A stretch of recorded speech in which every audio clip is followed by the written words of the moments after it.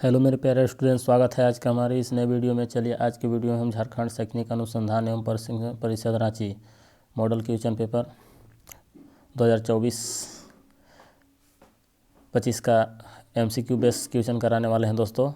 Class 8वीं board का question है। सब्जेक्ट मैथमेटिक्स है, विषय गणित का है, फुल मार्क्स 50 है, टाइम 1 आवर। आप एग्ज़ाम देने जा रहे हैं तो एग्ज़ाम जाने से पहले इस वीडियो को एक बार ज़रूर देख लें, क्योंकि इसी टाइप का पैटर्न का क्वेश्चन आपको एग्ज़ाम में सेम टू सेम देखने को मिलेगा दोस्तों। तो चलिए हम लोग शुरू करते हैं। यहाँ पे कुछ इंस्ट्रक्शन दिया हुआ है, इंस्ट्रक्शन को भी ध्यान से पढ़ लेंगे। कुल 50 बहुविकल्पीय प्रश्न होंगे। सभी प्रश्नों के उत्तर अनिवार्य हैं। प्रत्येक प्रश्न के लिए 1 अंक निर्धारित है। प्रत्येक प्रश्न के 4 विकल्प दिए रहेंगे। इनमें से एक सही विकल्प का चयन करना है आपको। गलत उत्तर के लिए कोई अंक नहीं काटे जाएंगे, यानी नेगेटिव मार्किंग नहीं है। अब आइए हम लोग क्वेश्चन को देखते हैं। क्वेश्चन की फर्स्ट क्वेश्चन यहाँ पे देखिए, पहला क्वेश्चन दिया हुआ है कि 5 का गुणात्मक प्रतिलोम ब्रैकेट में है व्युत्क्रम होगा। तो 5 का व्युत्क्रम पूछ रहा है, तो 5 का व्युत्क्रम हो जाएगा 1/5। तो 1/5 आपका राइट आंसर होगा। तो यहाँ पे देखिए ऑप्शन नंबर डी आपका सही आंसर होगा। दूसरा क्वेश्चन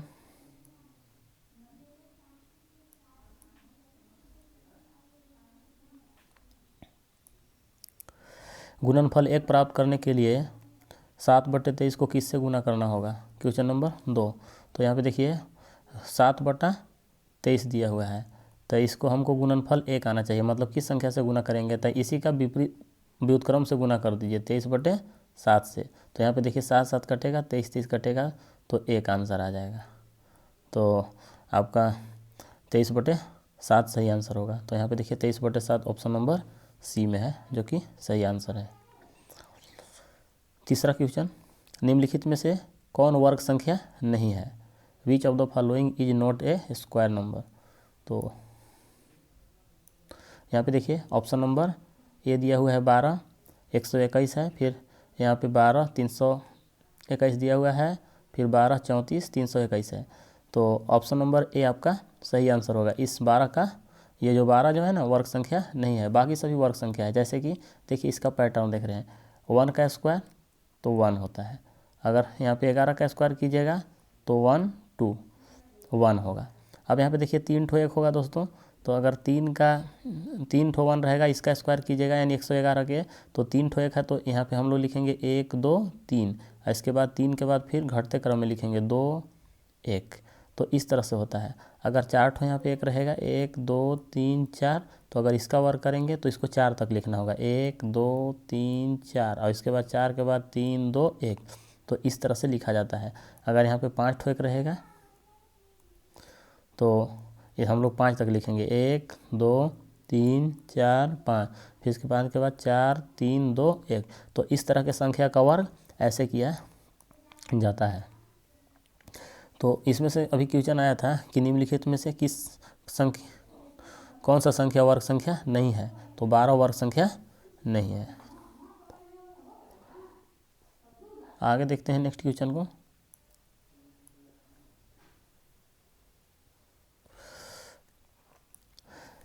(441) एवं 484 के बीच कितनी पूर्ण वर्ग संख्या है। तो 441 देखिए किसका वर्ग होता है, 441 जो है 21 का स्क्वायर होता है, 21 का स्क्वायर। और 484 जो होता है 22 का स्क्वायर होता है। तो यहाँ पे देखिए ये क्रमागत संख्या दिया हुआ है, तो इसके बीच में कोई भी वर्ग संख्या नहीं होगा। तो इसमें कितनी पूर्ण वर्ग संख्या होगी, तो 0 होगा। क्योंकि इसमें देखिए 21 का स्क्वायर और 22 का स्क्वायर लगातार दोनों का स्क्वायर है, तो इसके बीच में कोई भी पूर्ण वर्ग संख्या, कोई भी वर्ग संख्या होगा ही नहीं। तो ऑप्शन नंबर ए आपका सही आंसर होगा। चलिए आगे नेक्स्ट क्वेश्चन को देखते हैं। क्वेश्चन नंबर 5 को, एक वर्गाकार फर्श जिसकी एक किनारा 5 मीटर है, तो उसके फर्श का क्षेत्रफल निकालना होगा। तो फर्श वर्गाकार है, तो वर्ग का क्षेत्रफल क्या होता है, वर्ग का क्षेत्रफल। तो वर्ग का क्षेत्रफल होता है भुजा का स्क्वायर। तो भुजा दिया हुआ है 5 मीटर है, तो 5 मीटर इसका स्क्वायर हो जाएगा। तो 5 × 5 = 25 हो जाएगा और मीटर का हो जाएगा मीटर स्क्वायर। तो 25 मीटर स्क्वायर राइट आंसर होगा, जो कि ऑप्शन नंबर सी में दिया हुआ है। आगे नेक्स्ट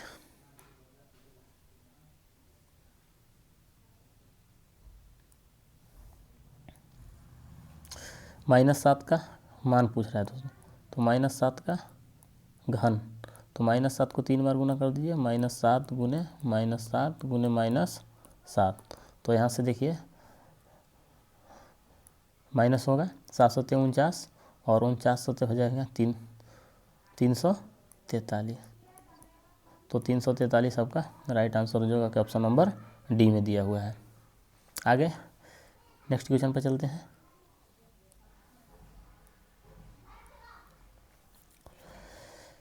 सातवां में है, देखिए यहाँ पे दिया हुआ है क्वेश्चन नंबर 7, 2 × 2 × 2 × 3 × 3 × 3 × 4 × 4 × 4 इसका घनमूल निकालना है। तो घनमूल में हम लोग 3 को जोड़ा बनाते हैं। तो यहाँ पे देखिए एक पेयर हो गया, 3 ठो का एक पेयर हो गया, यहाँ पे हो गया। तो इसका 2 होगा, इसका 3 बाहर होगा और इसका 4 होगा। तो 4 × 3 = 12, 12 दूना 24। तो घनमूल 24 होगा। तो 24 आपका राइट आंसर होगा, जो कि ऑप्शन नंबर डी में यहाँ पे देखिए 24 दिया हुआ है।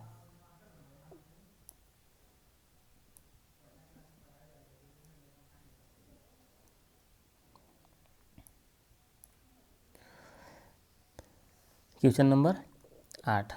तो 8 देखिए, एक पूर्णांक a के पावर m के लिए m क्या कहलाता है।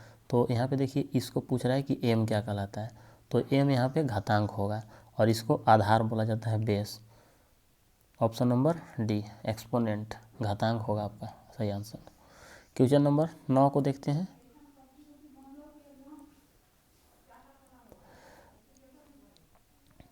क्वेश्चन नंबर 9 है, 2/3 का गुणनफल व्युत्क्रम क्या होगा। तो 2/3 का निकालना है, तो इसका हो जाएगा 3/2। तो 3/2 यहाँ पे देखिए ऑप्शन नंबर सी में है। क्वेश्चन नंबर 10 को देखिए, 10 दिया हुआ है a के पावर m × b के पावर m। तो यहाँ से देखिए दोस्तों, जब पावर सेम होते हैं तो बेस का मल्टीप्लाई हो जाता है। तो a × हो जाएगा b, यानी कि ab के पावर m होगा। तो ये आपका सही आंसर होगा। ऑप्शन नंबर देखिए यहाँ पे डी सही आंसर है। इसी तरह से एक और देख लीजिए, यहाँ पे अगर a के पावर m और यहाँ से अगर a के पावर n रहेगा तो गुना में दोनों घात को जोड़ देंगे, तो a के पावर हो जाएगा m + n। इसी तरह से अगर भाग में रहेगा a के पावर m भागे a के पावर n, तो इसके बराबर हो जाएगा a के पावर m - n। भाग में घटता है, गुना में जुड़ता है। और कुछ और देखिए प्रॉपर्टी,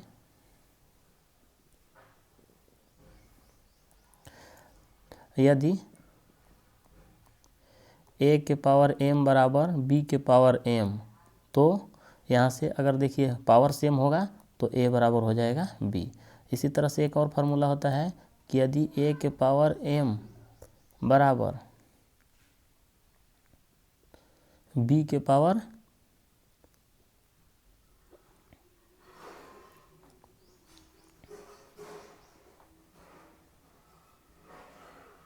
जब पावर सेम होता है तो यहाँ पे देखिए a और b इक्वल हो जाते हैं। एक और फार्मूला है,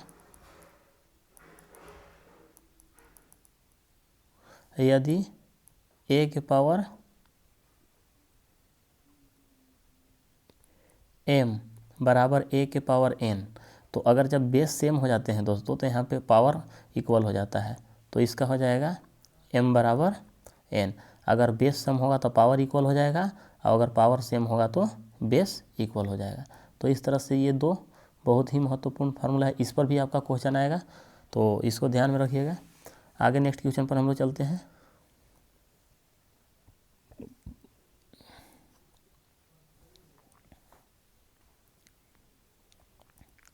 यहाँ पे क्वेश्चन नंबर 11 देखिए, 11 दिया हुआ है 4a + b3 बराबर 55। तो इसमें मान रखना है। ए और बी का मान क्या होगा, इसको निकालना है। तो इसको हम लोग ऑप्शन से करेंगे। तो ऑप्शन देखिए आगे नेक्स्ट पेज पर है, हम इसको नेक्स्ट पेज पर सोल्व करते हैं। 4a प्लस का b3 दिया हुआ है इक्वल टू 55। तो चलिए आगे नेक्स्ट पेज पर चलते हैं। हम लोग के क्वेश्चन दिया हुआ है 4a प्लस b3 बराबर 55, मतलब 55 आना चाहिए, ए और बी का मान रखना है। तो हम लोग ऑप्शन से चेक करेंगे। तो देखिए पहला ऑप्शन ए का मान हम लोग 2 रखते हैं, तो यहाँ पे ए का मान 2 रखेंगे ए ऑप्शन में, तो 42 हो जाएगा। और बी का मान 3 रखिए, तो यहाँ पे देखिए बी का मान 3 और यहाँ पे 3 दिया हुआ है। तो बी का मान जब हम लोग 3 रख देंगे तो देखिए यहाँ पे इसको जोड़िए, 3 और 2 5, 4 और 3 7, 75 आ रहा है। तो ऑप्शन नंबर ए गलत होगा, ऑप्शन नंबर ए सही आंसर नहीं है। आगे ऑप्शन नंबर बी को चेक करेंगे। चलिए अब हम लोग बी को रख के देखते हैं। तो बी के रखिए, ए का मान 2 रखिए, ए का मान 2 रख दिए और बी का मान 1 देखिए यहाँ दिया हुआ है, तो बी का मान यहाँ से 1 रखेंगे तो यहाँ पे 13 हो जाएगा। अब इसको 55 आना चाहिए जोड़ने के बाद। तो यहाँ पे देखिए 3 2 5, 4 और 1 5, तो इधर भी 55 आ रहा है, 55 इधर भी आ रहा है। तो ऑप्शन नंबर बी आपका सही आंसर होगा। तो इस तरह से कुछ क्वेश्चन ऑप्शन से भी चेक कर लिया जाता है। आगे देखिए next question, question number 12। Question number 12 दिया हुआ है, यदि 2 3 4 और यहाँ पे x है, संख्या 6 से विभाज्य हो तो x का मान क्या होगा। तो यहाँ पे देखिए 2 3 4 और यहाँ पे x का मान रखेंगे जो कि 6 से विभाज्य होना चाहिए। तो 6 से अगर भी कोई संख्या विभाज्य है तो दोस्तों वो 2 और 3 से भी विभाज्य होता है। एक विभाज्यता का नियम होता है, यदि कोई संख्या 2 से विभाज्य है और 3 से विभाज्य है तो वो संख्या 6 से भी विभाज्य हो जाता है। तो यहाँ से अगर हम लोग ऑप्शन नंबर ए में 3 रखेंगे तो यहाँ पे जैसे ही 3 रखेंगे तो यहाँ पे देखिए आप देख सकते हैं कि जब यहाँ पे 3 रख देंगे तो इकाई स्थान 3 आ गया। तो जिस संख्या का इकाई स्थान पर अगर 3 हो तो वो संख्या 2 से विभाज्य नहीं होता है। 2 से विभाज्य के लिए इकाई स्थान पर 0 2 4 6 8 आना चाहिए जो कि 3 है। तो ऑप्शन नंबर ए आपका नहीं आंसर होगा। आगे हम लोग ऑप्शन नंबर बी को देखते हैं। जब हम लोग यहाँ पे ऑप्शन नंबर बी में 6 है, एक्स के जगह पर जब 6 रखेंगे तो 6 यहाँ पे देखिए 2 से कट रहा है। अब 3 से इसको चेक कीजिए कि 3 से कट रहा है कि नहीं। तो 3 से कटने के लिए सभी संख्याओं का सम निकालिए। अगर सभी संख्याओं का सम 3 से विभाज्य है तो ये संख्या 3 से विभाज्य हो जाएगा। तो 6 4 10, 3 13 और 2 15, सभी डिजिट को जोड़ने पर 15 आ रहा है, तो जो कि 15 3 से विभाज्य है। तो 15 3 से विभाज्य है तो संख्या भी 3 से विभाज्य है और 2 इकाई स्थान पर 6 है तो इसलिए 2 से भी कट रहा है। तो 2 से भी कट रहा है, 3 से भी कट रहा है, तो ये संख्या 6 से भी कट जाएगा। तो ऑप्शन नंबर बी आपका सही आंसर होगा। आगे नेक्स्ट क्वेश्चन देखते हैं।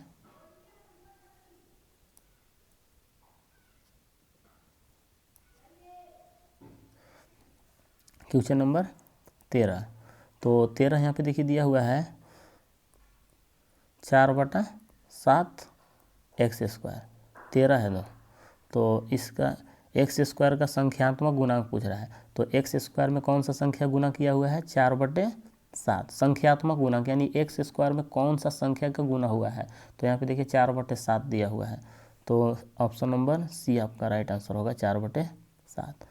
आगे नेक्स्ट क्वेश्चन को हम लोग सोल्व करते हैं। 14। तो यहाँ पे 14 देखिए a प्लस बी और यहाँ पे a प्लस बी दिया हुआ है, तो इसका मान पूछ रहा है। तो यहाँ पे देखा जाए तो इसमें देखिए आधार सेम है तो घात जुड़ जाएगा। तो a प्लस बी का ये होल स्क्वायर, तो a प्लस बी का होल स्क्वायर होता है a square plus 2ab plus B square. तो यहाँ पे देखिए इतना तो सॉल्व नहीं किया हुआ है दोस्तों, खाली a प्लस बी का होल स्क्वायर केवल लिख दिया है, तो यही आपका राइट आंसर हो जाएगा। तो a प्लस बी का होल स्क्वायर यहाँ पे देख सकते हैं ऑप्शन नंबर सी है जो कि राइट आंसर होगा। आगे नेक्स्ट 15 क्वेश्चन।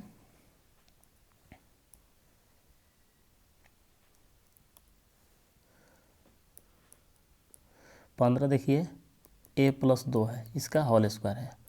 तो ये a प्लस बी का होल स्क्वायर है, तो इसको हम लोग जानते हैं a square plus 2ab plus B square. तो यहाँ पे a स्क्वायर हो जाएगा, b का स्क्वायर 2ab है तो 2 दूना 4a हो जाएगा प्लस का बी स्क्वायर। तो ये आपका राइट आंसर होगा। तो देखिए यहाँ पे ऑप्शन नंबर डी में दिया हुआ है a square plus 4a plus 4, तो डी आपका सही आंसर होगा। आगे नेक्स्ट क्वेश्चन पे चलते हैं।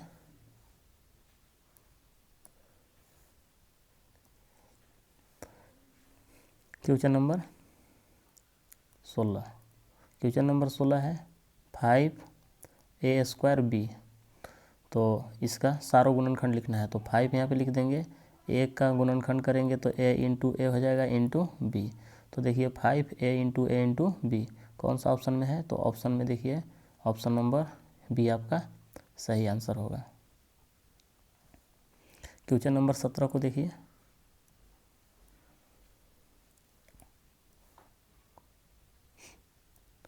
तो यहाँ पे 17 x प्लस ए एक्स प्लस बी एक पूछ रहा है कि खाली जगह का गुणनखंड है। तो हम लोग इसको सोल्व ही कर लेते हैं पूरा। ऐसे हम एक वीडियो इसका बना के देखे हैं, पिछला वीडियो डाले हैं, उसमें इस फार्मूला को प्रूव किया है। तो वहाँ से आप देख सकते हैं, इसको पूरा फार्मूला का सोल्यूशन किए हुए हैं दोस्तों, तो आप वहाँ से देख सकते हैं। तो x प्लस ए है तो x का मल्टीप्लाई कीजिएंगे x में तो x² हो जाएगा। फिर x का b में करेंगे तो यहाँ से हो जाएगा bx। फिर a का करेंगे a का x में तो हो जाएगा ax। फिर a का इस b में करेंगे तो यहाँ से ab आ जाएगा। तो आप देख सकते हैं यहाँ से x² प्लस का x इसमें से कॉमन निकाल दीजिए। तो x बाहर कीजिएगा तो यहाँ से b प्लस a होगा। तो इसको हम लोग a प्लस बी भी लिख सकते हैं, प्लस का ए बी होगा। तो ये आपका राइट आंसर होगा। तो आप देखिए कौन सा ऑप्शन में यहाँ पे दिया हुआ है, x² a plus B plus का A B, option number A में है, जो कि सही आंसर है। आगे नेक्स्ट क्वेश्चन को देखते हैं। Question number 18।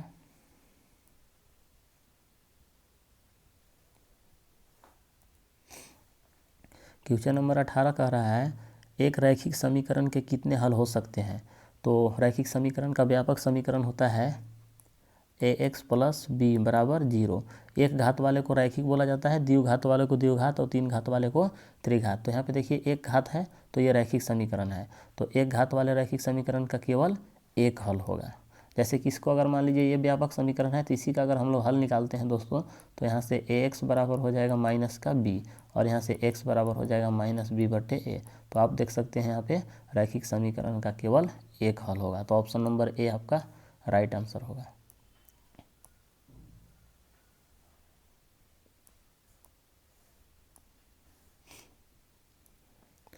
क्वेश्चन नंबर 19 देखिए।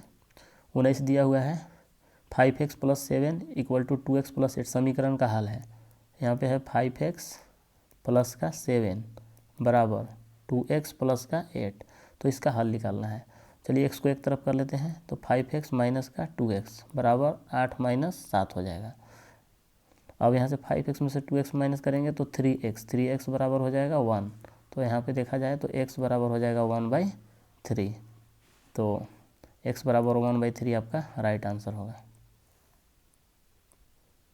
यहाँ पे देखिए ऑप्शन नंबर ए सही आंसर होगा। क्वेश्चन नंबर अब 20 को देखते हैं। तो क्वेश्चन नंबर 20 दिया हुआ है 50 आमों के समूह में 40% आम पके हुए हैं, तो पके हुए आमों की संख्या निकालिए।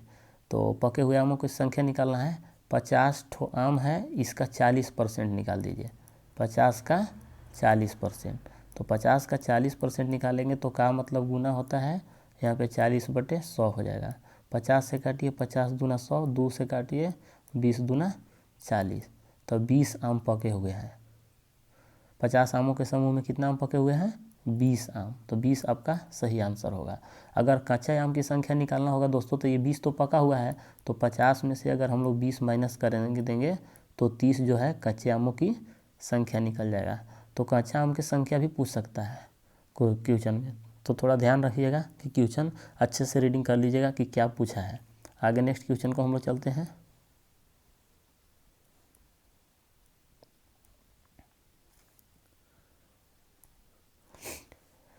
एक क्वेश्चन नंबर 21। तो क्वेश्चन नंबर 21 में देखिए प्रतिशत बटा वस्तु के खाली जगह पर परिकलित किया जाता है। तो यहाँ पे देखिए विक्रय मूल्य, क्रय मूल्य, अंकित मूल्य और अतिरिक्त तथ्य।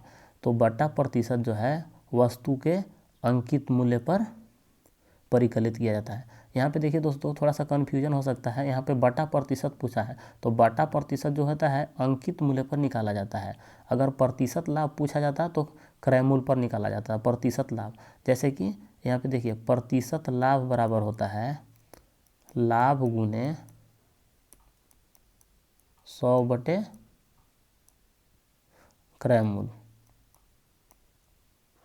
तो प्रतिशत लाभ और प्रतिशत हानि बराबर होता है हानि गुने 100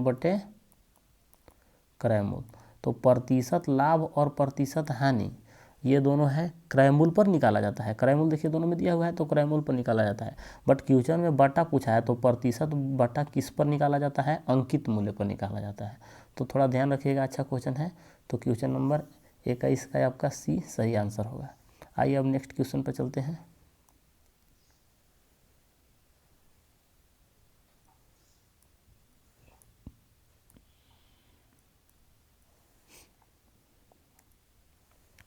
क्वेश्चन नंबर 22। यहाँ पे देखिए x बटा वाई बराबर k दिया हुआ है। तो इसमें पूछ रहा है कि x बटा वाई बराबर k में k को क्या कहते हैं। तो k को दोस्तों स्थिरांक बोला जाता है। k को क्या बोला जाता है, स्थिरांक बोला जाता है। जैसे हम लोग यहाँ पे लिखते हैं कि x समानुपाती y।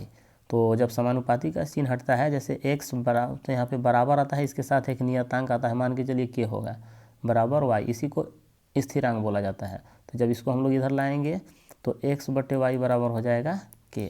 तो क्या है, एक स्थिरांक है। तो स्थिरांक देखिए 22वां के सी आपका सही आंसर होगा। आइए नेक्स्ट प्रश्न में चलते हैं। Question number 23। यहाँ पे x और y दोनों प्रतिलोम अनुपात में है। तो x बराबर के वाई होगा, x बराबर वाई बटे के होगा, एक्स वाई बराबर के होगा, या x बटे वाई बराबर के होगा। तो देखिए जब x और y दोनों प्रतिलोम अनुपात में होते हैं तो प्रतिलोम अनुपात में होगा तो एक्स वाई बराबर के होगा, जो कि आपका राइट आंसर है। तो ऑप्शन नंबर सी सही आंसर होगा। क्वेश्चन नंबर 24 देखिए, यदि किसी चतुर्भुज के तीनों कोनों में से प्रत्येक कोण 90 डिग्री के बराबर हो तो चौथा कोण निकालना है।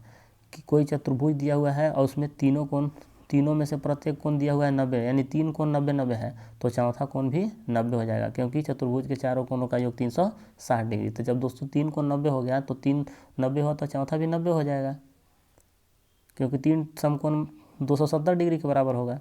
अब आगे क्वेश्चन नंबर 25, जो कि बहुत ही आसान क्वेश्चन है। 25 देखिए, 25 दिया हुआ है निम्न में से किस चतुर्भुज के लिए विकर्ण बराबर होते हैं। तो यहाँ पे देखिए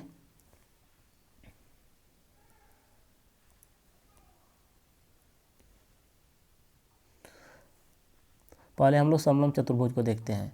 तो यहाँ पे अगर हम लोग समलम चतुर्भुज बनाएंगे तो यहाँ तो समलम चतुर्भुज के विकर्ण बराबर नहीं होंगे, तो ऑप्शन नंबर 1 नहीं होगा। सम चतुर्भुज, तो सम चतुर्भुज बनाते हैं, ये सम चतुर्भुज है। तो यहाँ पे देखिए ये विकर्ण बड़ा हो रहा है, ये छोटा हो रहा है, तो सम चतुर्भुज के विकर्ण भी बराबर नहीं होते हैं, तो बी भी ऑप्शन नहीं होगा। समांतर चतुर्भुज की बात करें तो दोस्तों समांतर चतुर्भुज के विकर्ण भी आपस में बराबर नहीं होते हैं। देखिए बड़ा विकर्ण है, छोटा विकर्ण है, तो ऑप्शन नंबर सी भी नहीं होगा। आयत, तो आयत के विकर्ण बराबर लंबाई के होते हैं, ऑप्शन नंबर डी आपका सही आंसर होगा।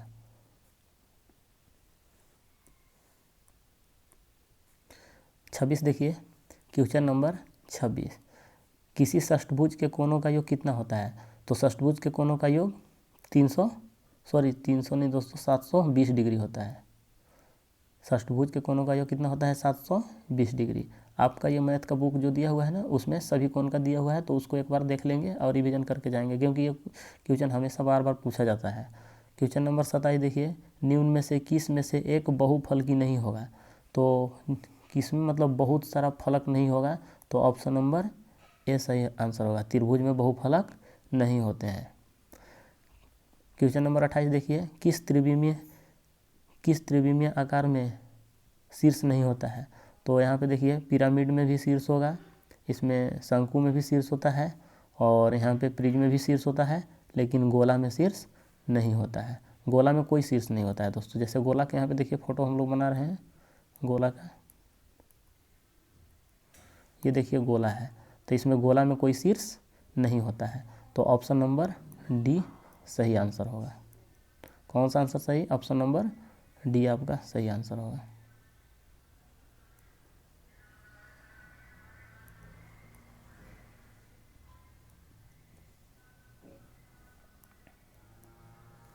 ऑप्शन नंबर डी सही आंसर होगा। तो आगे नेक्स्ट क्वेश्चन पे चलते हैं। क्वेश्चन नंबर 29, आयत का क्षेत्रफल का सूत्र पूछ रहा है। तो आयत का क्षेत्रफल बराबर क्या होता है, आयत का क्षेत्रफल बराबर होता है लंबाई गुने चौड़ाई। अगर आयत का परिमाप पूछेगा तो आयत का परिमाप बराबर होता है 2 गुने लंबाई प्लस चौड़ाई। तो इसको भी ध्यान में रखिएगा, इसमें से कोई आ सकता है या इस पर सवाल आएगा बनाने के लिए, ये भी ध्यान रखिएगा। तो आयत का क्षेत्रफल लंबाई गुने चौड़ाई और आयत का परिमाप 2 गुने लंबाई प्लस चौड़ाई। आयत के विकर्ण का भी सूत्र देख लीजिए, क्योंकि वो भी आ सकता है। तो आयत का विकर्ण बराबर होता है अंडर रूट लंबाई का स्क्वायर प्लस चौड़ाई का स्क्वायर। ये आयत के विकर्ण का सूत्र हो गया।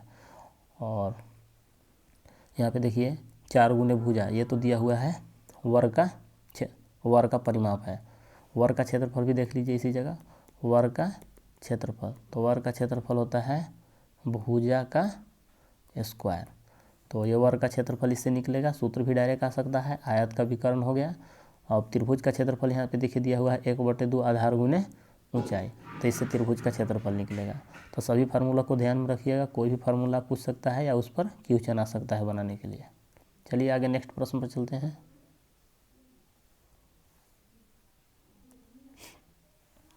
क्वेश्चन नंबर 30, वर्ग की एक भुजा की लंबाई 25 सेंटीमीटर है, तो इसका परिमाप क्या होगा। तो देखिए यहाँ पे अभी हम बोले थे, जैसा कि सूत्र को ध्यान में रखिएगा। देखिए वर्ग का यहाँ पे परिमाप दिया हुआ है, इसी को निकालना है लगा करके। तो चलिए हम लोग निकालते हैं वर्ग का परिमाप। वर्ग का परिमाप तो 4 गुने भुजा, तो यहाँ पे 4 हो जाएगा। और भुजा दिया हुआ है 25 सेंटीमीटर, तो यहाँ पे हम लोग रख देते हैं 25 सेंटीमीटर। तो 25 चौके 100, तो 100 सेंटीमीटर आपका राइट आंसर होगा। तो यहाँ पे देखिए ऑप्शन नंबर डी में दिया हुआ है 100 सेंटीमीटर।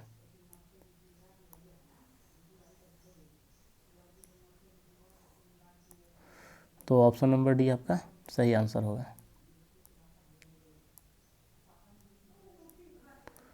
चलिए आगे नेक्स्ट क्वेश्चन देखते हैं। क्वेश्चन नंबर 31, वैसी आकृति जिसकी 3 बीमाएँ होती है कैसी आकृति कहलाती है। तो दोस्तों जिसका 3 बीमा होता है उसे त्रिविमीय आकृति कहते हैं। तो त्रिविमीय राइट आपका आंसर होगा। देखिए कुछ हम लोग 2D और 3D का फिगर बनाते हैं। जैसे यहाँ पे हम लोग लिखते हैं 2D, तो 2 डायमेंशन फिगर कौन कौन हो गया। यहाँ पे देखिए त्रिभुज हो गया, वर्ग हो गया, आयत हो गया। ये द्विविमीय आकृति है, यानी कि 2 डायमेंशनल फिगर इसको बोला जाता है। अब त्रिविमीय आकृति को बनाते हैं 3D।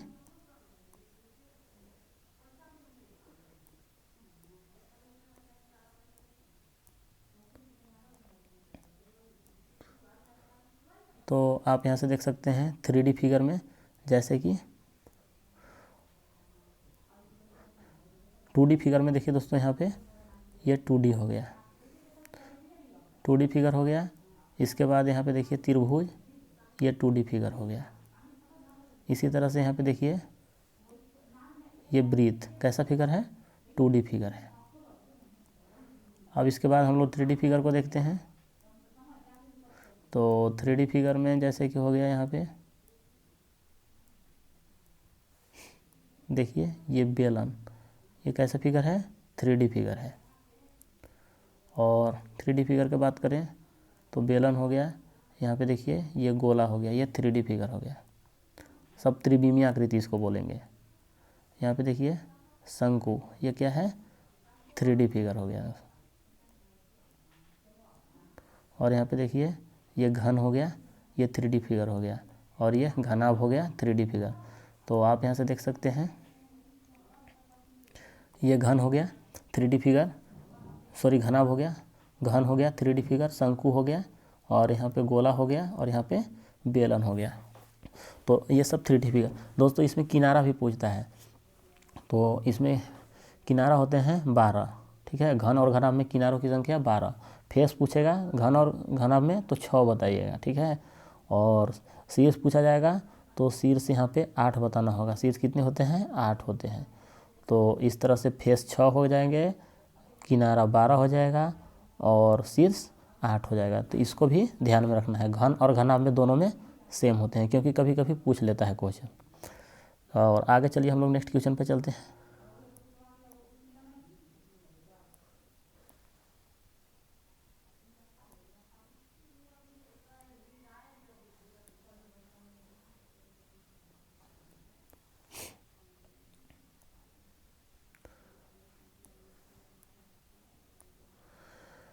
एक्स भुजा वाले घन का पृष्ठीय क्षेत्रफल। तो ऐसा करते हैं ना दोस्तों कि हम लोग न्यू पेज पर चलते हैं और वहाँ से घन, घनाभ, बेलन, शंकु, गोला सभी का सूत्र इसी वीडियो में कंप्लीट कर लेते हैं। लेकिन दोस्तों यहाँ पे वीडियो बहुत लॉन्ग हो जाएगा, इसका हम एक अलग से वीडियो बना देंगे। आज ही इसका एक वीडियो बना के डाल देंगे, वहाँ से आप देख लीजिएगा। घन, घनाभ, बेलन, शंकु, गोला जितना भी है सभी का फार्मूला वहाँ पे लिख के और उसका रिवीजन करा देंगे एग्जाम से एक बार पहले। तो चलिए हम लोग इसका पहले देखते हैं, क्योंकि वीडियो बहुत लॉन्ग हो जाएगा। 32 देखिए दिया हुआ है, एक्स भुजा वाले घन का पृष्ठीय क्षेत्रफल। तो घन का पृष्ठीय क्षेत्रफल पूछ रहा है। वक्र पृष्ठीय पूछता तो 4a² होता, लेकिन संपूर्ण पृष्ठीय क्षेत्रफल या पृष्ठीय क्षेत्रफल, तो यहाँ पे 6x² आंसर आपका राइट होगा। क्वेश्चन नंबर देखिए यहाँ पे 33, आंकड़ा दिया हुआ है 9, 8, 4 इस तरह से है। इसका परिसर पूछ रहा है। तो परिसर निकालने के लिए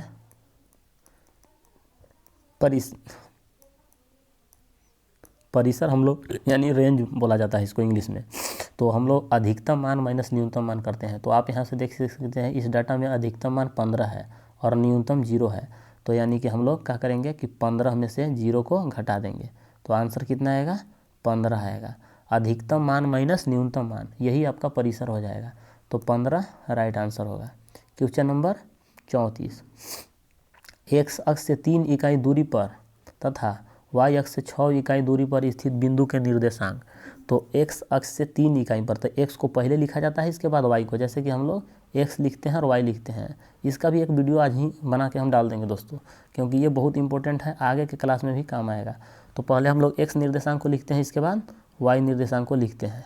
तो एक्स पर 3 इकाई लिखना है तो यहाँ पे 3 हो जाएगा, और वाई पर 6 लिखना है 6। तो 3 और 6 आपका राइट आंसर होगा। देखिए यहाँ पे ऑप्शन नंबर सी दिया हुआ है 3 और 6, जो कि सही आंसर है।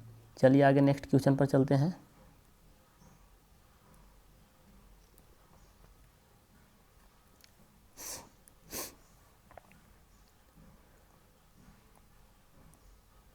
पैंतीस देखिए, 0.0081 का वर्गमूल क्या होगा? 0.0081 इसका वर्गमूल निकालना है। तो इसको हम लोग इस तरह से लिख सकते हैं, 81 बटे, यहाँ पे देखिए 4 अंक के बाद दशमलव है, तो 1 पर कितना जीरो हो जाएंगे? 4 जीरो हो जाएंगे। अब यहाँ पे 81 का वर्गमूल हम लोग निकालेंगे तो 81 का 9 होगा, और यहाँ पे 10,000 का निकालेंगे तो 100 होगा। और इसको अगर हम लोग दशमलव में लिखेंगे तो 2 जीरो है, तो 2 अंक के बाद दशमलव होगा, यानी कि 0.09 आपका राइट आंसर होगा, जो कि ऑप्शन नंबर सी में आप देख सकते हैं दिया हुआ है। आगे नेक्स्ट क्वेश्चन पर चलते हैं। क्वेश्चन नंबर 36, 2 क्रमागत वर्ग संख्या के बीच कितनी पूर्ण वर्ग संख्या होती है? तो 2 क्रमागत वर्ग संख्या के बीच 0 पूर्ण वर्ग संख्या होगा। जैसे अभी हम लोग यहाँ पे किए थे दोस्तों पिछला क्वेश्चन में 21 का स्क्वायर, तो 21 का स्क्वायर 441 आ रहा था। 22 का स्क्वायर कर रहे थे तो 484 आ रहा था। तो यहाँ से हम लोग देख रहे थे कि पूर्ण वर्ग कितने हैं? 2 क्रमागत वर्ग संख्या के बीच कितनी पूर्ण वर्ग संख्या होती है? तो 0 होता है। यहाँ पे पूर्ण वर्ग संख्या पूछा है तो इसलिए 0 होगा। अगर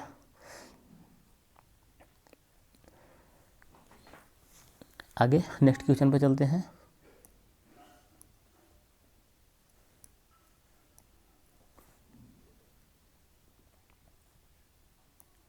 क्वेश्चन नंबर 37, तो यहाँ पे देखिए विकल्प दिया हुआ है 2/3, 11/15 और 5/12 को आरोही क्रम में रखा गया है।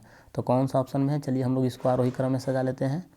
तो यहाँ पे देखिए दिया हुआ है 2/3, 11/15 और 5/12।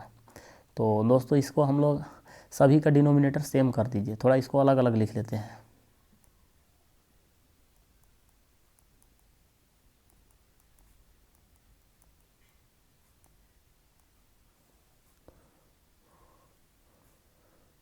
क्वेश्चन नंबर 37 है, 2/3, इसके बाद 11/15 और यहाँ से 5/12।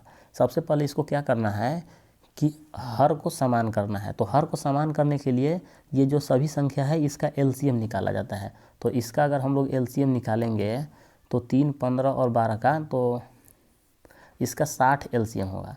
अब जब एलसीएम 60 हो जाएगा दोस्तों, तो इसको क्या करना है, 3 से जो हर से इसको में भाग लगाना है एलसीएम में।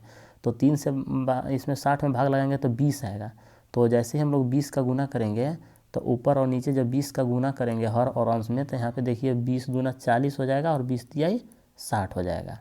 तो इसी तरह से हम लोग इसमें 11/15 है, तो 15 से 60 में भाग लगाएंगे तो 15 चौके 60, 4 बार में कट रहा है, तो 4 का गुना करेंगे ऊपर हर और अंश में, तो 11 चौके 44 और यहाँ से 15 चौके 60 हो जाएगा। फिर इसी तरह से 12 से लगाएंगे तो 12 पचे 60, 5 का हर और अंश में गुना कीजिए तो 5 पचे 25 और 12 पचे 60। तो यहाँ पे देखिए हर जो है सभी का सेम हो गया। तो जब हर सेम हो गया है तो जिस अंश का ना, जिसका अंश बड़ा होगा वही बड़ा भिन्न होगा। तो यहाँ पे देखिए बड़ा कौन होगा, 40/60 दिया हुआ है और 44 है, तो 44/60 ये बड़ा हो गया सबसे बड़ा, और सबसे छोटा हो जाएगा 25/60। तो हमको इसको अवरोही क्रम यानी बड़ा से छोटा सा जाना है। तो सबसे बड़ा कौन होगा, तो सबसे बड़ा है 44/60 यानी 44/60। इसको हम लोग 11/15 भी कह सकते हैं। तो 11/15 होगा। इसके बाद इससे छोटा कौन होगा, तो 2/3 होगा यानी कि 40/60 या 2/3। तो यहाँ पे देखिए पहले 11/15 आएगा, फिर 2/3 आएगा, तो उसके बाद 5/12 होगा, जो कि ऑप्शन नंबर सी में दिया हुआ है। तो ये आपका राइट आंसर होगा। एक तरीका इसको और है क्रॉस मल्टीप्लाई करके चेक करने का, उससे और जल्दी होगा, एलसीएम नहीं निकालना पड़ता है। तो चलिए उस मेथड को भी हम लोग देख लेते हैं।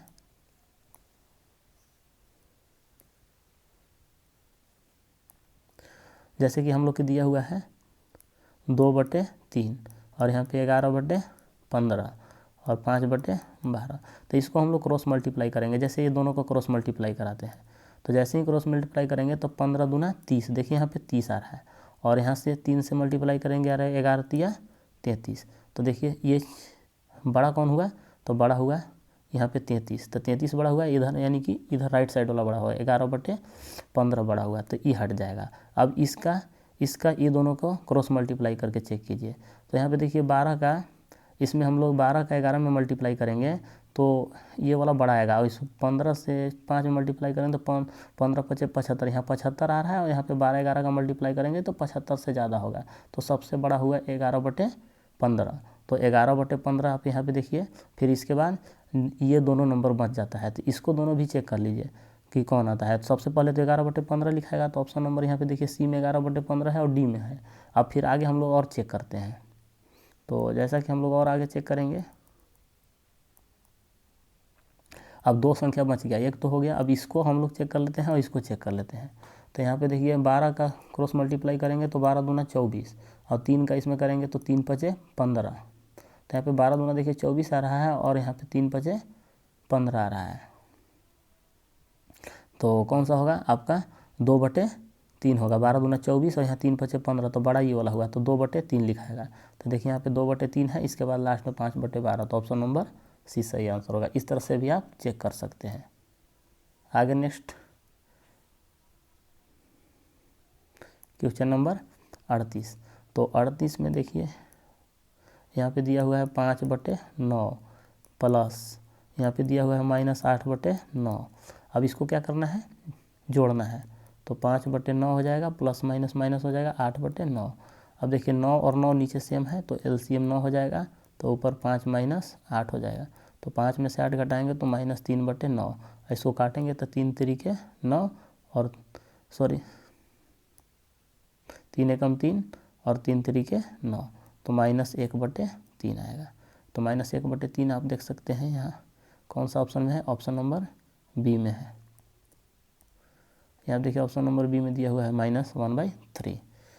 तो ये आपका राइट आंसर होगा। आगे नेक्स्ट क्वेश्चन को देखते हैं।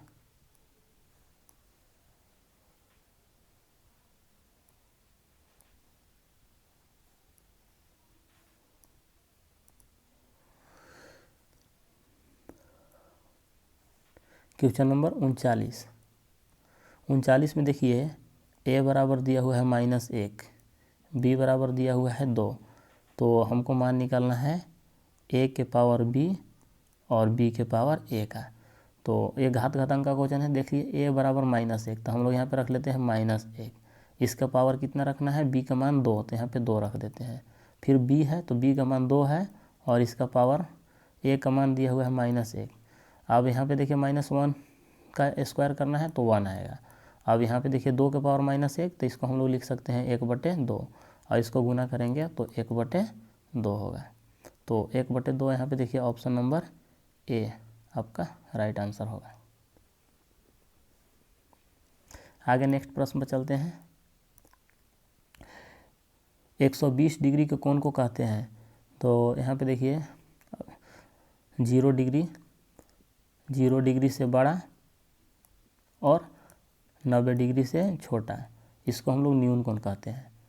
90 डिग्री से बड़ा और 180 डिग्री से छोटा, इसको अधिक कोण बोला जाता है।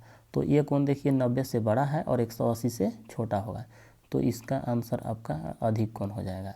अब इसी तरह से अगर कोण का मान 90 डिग्री के बराबर होगा तो इसको समकोण बोला जाता है। अब अगर 180 डिग्री से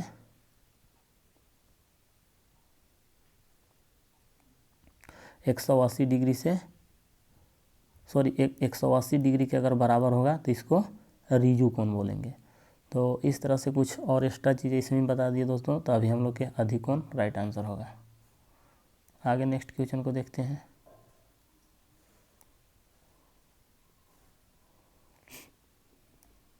क्वेश्चन नंबर 41। रामानुजन कौन थे? वैज्ञानिक, रसायन विज्ञान, जीव विज्ञानी, गणितज्ञ। तो रामानुजन क्या थे? एक गणितज्ञ थे। ऑप्शन नंबर डी सही आंसर होगा। संख्या ABC के लिए कौन सही है? तो देखिए यहाँ पे ABC एक 3 अंक की संख्या है।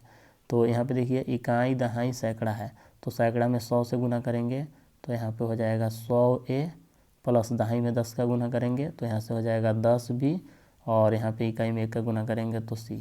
तो इस तरह से ABC को हम लोग लिख सकते हैं 100A plus 10B plus C। तो यहाँ पे देखिए 100A plus 10B plus C option number D में दिया हुआ है, जो कि आपका राइट आंसर है। आइए नेक्स्ट क्वेश्चन पे चलते हैं। घन का कुल पृष्ठीय क्षेत्रफल का सूत्र पूछ रहा है। तो घन का कुल पृष्ठीय क्षेत्रफल का सूत्र होता है 6A², या ऐसे भी लिखल मिलेगा आपको दोस्तों 6x², या ऐसे भी मिल सकता है 6l²। तो यहाँ पे देखिए l में लिखा हुआ है 6l²। ये कुछ भी लिखा मिले आपको सही होना चाहिए, ठीक है, यही सही होगा 6A²। ए यहाँ पे भुजा दे दिया है, भुजा को x भी लिख सकता है, भुजा को l भी लिख सकता है। तो जैसा आपका क्वेश्चन पेपर में होगा उस हिसाब से आप इसको कर लेंगे। कन्फ्यूजन नहीं होना है, क्योंकि कभी कोई टीचर a लिख के बताएगा घन का भुजा को, कभी x लिख के बताएगा, कभी l के लिख के बताएगा, तो इसको ध्यान में रखिएगा।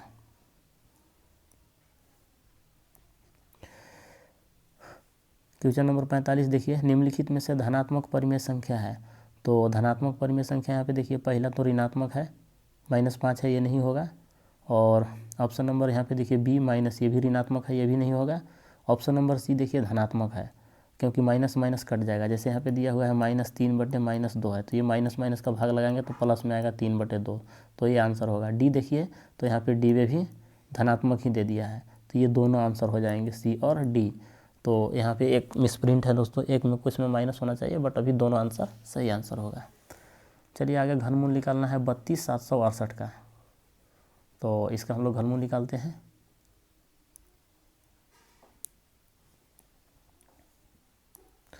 Question number 46।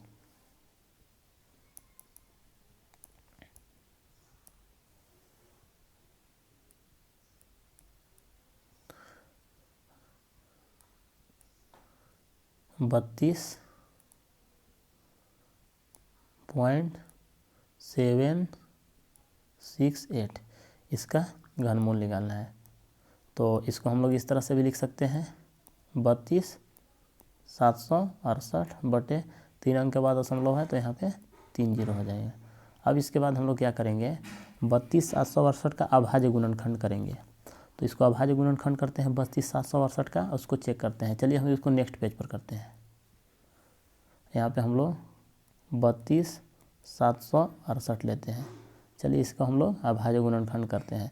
तो 2 से काटिए, 2 एकम 2, 2 छक्का 12, 2 तिहाई 6, 2 अठे 16, 2 चौके 8। फिर 2 से काटते हैं, 2 अठे 16 और यहाँ पे 2 एकम 2, 2 नवा 18 और 2 दूना 4। फिर 2 से काटिए, 2 चौके 8 और यहाँ पे 2 0 0 हो जाएगा, 2 नवा 18, 2 छक्का 12। फिर 2 से काटिए, 2 दूना 4, 2 0 0, 2 चौके 8, 2 अठे 16। फिर 2 से काटते हैं, 2 एकम 2, 2 0 0, 2 दूना 4 और यहाँ से 2 चौके 8।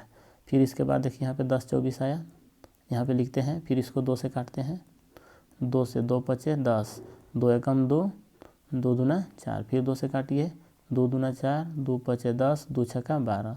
2 से काटिए, 2 एकम 2, 2 दूना 4, 2 अठे 16। फिर 2 से काटिए, 2 छक्का 12, 2 चौके 8। फिर 2 से काटिए, 2 से 2 तिहाई 6, 2 दूना 4। फिर 2 से काटिए, 2 एकम 2, 2 छक्का 12, 16 आया। इसके बाद फिर आगे नेक्स्ट पेज पर करते हैं 16 का। तो यहाँ पे 16 के करेंगे तो देखिए यहाँ से हो जाएगा 2 अठे 16। फिर यहाँ से 2 से काटिए, 2 चौके 8। फिर 2 से काटिए, 2 दूना 4। फिर 2 से काटिए, 2 एकम 2। तो यहाँ पे देखिए घनमूल है दोस्तों, तो घनमूल में 3 3 का जोड़ा लगाते हैं। तो जब वहाँ पर घनमूल निकालेंगे तो ये देखिए यहाँ पे एक जोड़ा बन रहा है। और पहले गिन लेते हैं, 3 ठो 2 हो गया, एक 4 हो गया, 4 और यहाँ पे देखिए 5 6 7 8 9 10 11 12 13 14 15। तो 15 है, यानी 3 पचे 15, 5 जोड़ा बन रहा है। तो यानी कि 5 ठो 3 बाहर होगा इसमें से घनमूल में। तो इसको अगर हम लोग यहाँ पे इस तरह से अगर हम लोग लिखेंगे दोस्तों, तो 15 को 3 लिखना पड़ेगा। तो इसको हम लोग बगल में लिखते हैं,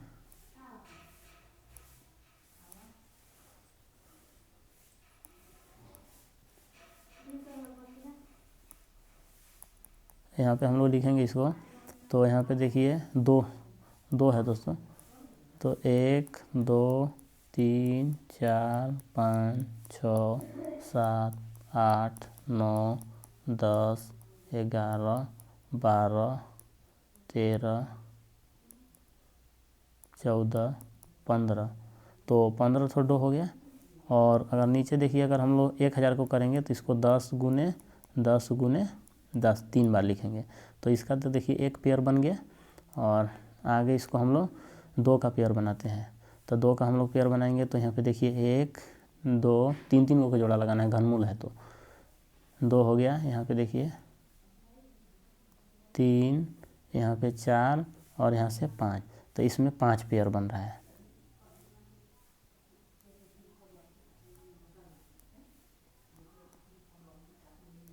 इस तरह से तो 5 ठो 2 हो जाएगा। तो 5 ठो 2 के हम लोग लिखेंगे यहाँ पे 2 गुने 2 गुने 2 गुने 2। तो 4 ठो हो गया, 1 ठो और 2 लिखे, 5 ठो हो गया। और यहाँ पे 10 लिखाएगा 1 ठो। तो जैसे इसको हम लोग 2 मल्टीप्लाई करेंगे तो 2 दूना 4, 4 दूना 8, 8 दूना 16, 16 दूना 32। तो 32 आएगा और नीचे 10 होगा। तो इसको दशमलव में लिखेंगे तो 3.2 होगा। तो 3.2 आपका राइट आंसर होगा। देखिए ऑप्शन नंबर कौन सा दिया हुआ है।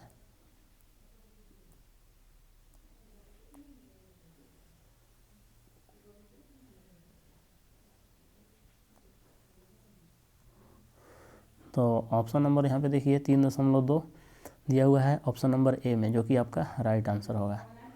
आगे नेक्स्ट क्वेश्चन पे चलते हैं दोस्तों, क्वेश्चन नंबर 47। तो 47 यहाँ पे देखिए देख सकते हैं, 47 दिया हुआ है 11/25। तो 11/25 को भाग लगाना है। यहाँ पे खाली जगह है, खाली जगह पर x हम लोग लिख दे रहे हैं और इसको हमको यहाँ पे माइनस का 11/25 लिखते हैं। तो ऐसा हम लोग करते हैं कि यहाँ पे हम लोग देखिए इसको 11/25 हो गया और इसको हम लोग क्या लिखेंगे, x लिखेंगे और इसके बाद हो जाएगा माइनस का 11/25। तो आप यहाँ से देख सकते हैं x को हम लोग राइट साइड में भेज देते हैं, तो x को हम लोग राइट साइड में भेजेंगे तो 11/25, और ये देखिए -11/25 है तो ये पलट जाएगा, तो 25 माइनस का 11 हो जाएगा। और यहाँ पे देखिए x इधर आ जाएगा, तो 11 से 11 कटेगा और 25 से 25 कटेगा, तो -1 आपका राइट आंसर होगा। ऑप्शन नंबर देख लेते हैं कौन सा दिया हुआ है।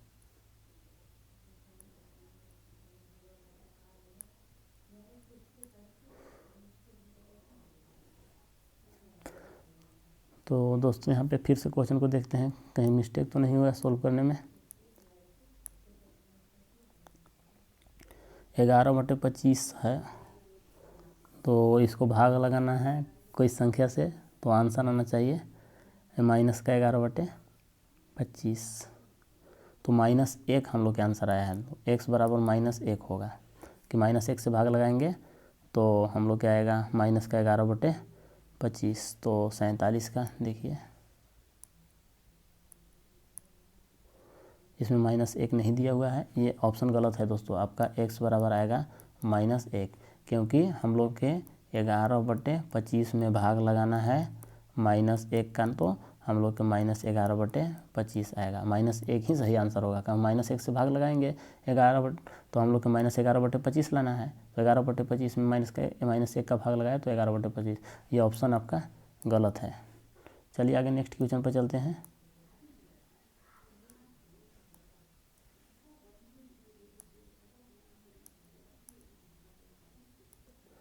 आगे नेक्स्ट क्वेश्चन को देखते हैं, क्वेश्चन नंबर 49।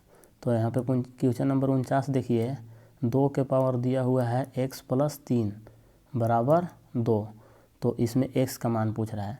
तो यहाँ पे देखिए पावर 1 है, अभी जैसा कि हम एक सूत्र तो आप लोग को बताए थे कि यदि a के पावर m बराबर a के पावर n होगा, तो जब बेस सेम रहेगा यानी आधार सेम रहेगा तो पावर इक्वल हो जाता है, तो m बराबर n हो जाएगा। तो देखिए यहाँ पे नीचे आधार सेम है तो पावर इक्वल हो जाएगा, यानी कि x + 3 बराबर 1 होगा। तो यहाँ से x का मान निकालेंगे तो 1 - 3, तो x बराबर आएगा -2, तो -2 आपका राइट आंसर होगा, जो कि ऑप्शन नंबर डी में आप देख सकते हैं, यहाँ पे -2 दिया हुआ है। आगे क्वेश्चन नंबर 50 देखिए, निम्न में से कौन 3D आकृति का उदाहरण है। तो दोस्तों यहाँ पे 3D आकृति का उदाहरण पूछ रहा है। वर्ग, तो वर्ग तो 2D अभी बताए थे, त्रिभुज भी 2D बताए थे, आयत 2D तो नहीं होगा, गोला जो है 3D फिगर है, गोला का फिगर अभी बना के बताए थे, गोला कैसी आकृति है 3D, तो ऑप्शन नंबर ए आपका राइट आंसर होगा। तो दोस्तों इस तरह से 50 क्वेश्चन कंप्लीट हो गया। इसके अलावा भी और बहुत सारे इसमें हम लोग एक्स्ट्रा चीज़ कुछ सीखे हैं। वीडियो कैसा लगा होगा, वीडियो को अगर अच्छा लगा होगा तो मेरे चैनल को लाइक एंड सब्सक्राइब कीजिएगा और ज़्यादा से ज़्यादा स्टूडेंट तक कीजिएगा, ताकि इस वीडियो का लाभ सभी को मिल सके। और एग्ज़ाम से पहले एक बार इसको देख कर जाइएगा, सभी टाइप का क्वेश्चन इसमें कवर किया गया है। इसी टाइप का क्वेश्चन आपको एग्ज़ाम में देखने को मिलेगा। क्वेश्चन दूसरा हो सकता है, बस ये पैटर्न यही रहेगा। तो अभी हम लोग सूत्र का बोले थे रिवीजन कराने के लिए, तो एक सूत्र का भी वीडियो बना के डाल देंगे, उसको भी देख लीजिएगा। मिलते हैं नेक्स्ट वीडियो के साथ, तब तक के लिए धन्यवाद।